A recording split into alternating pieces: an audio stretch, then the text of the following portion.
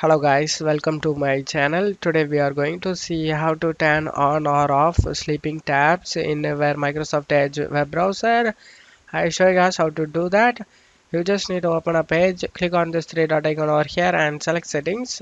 On left side you just need to select system and performance. On right side you just need to scroll down. You can able to see the option save resources with sleeping tabs. When this is on, inactive tabs will go to sleep after a specified time to save system resources. You just need to toggle on or off by your preferences. Or the another option is fade sleeping tabs. Tabs will appear faded when saving memory and CPU to improve performance. Toggle to on position. This all improve performance. Put inactive tab to sleep after a specified amount of time. You can select it.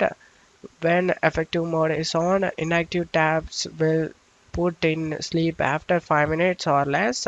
The option icon change, but the default time is 5 minutes.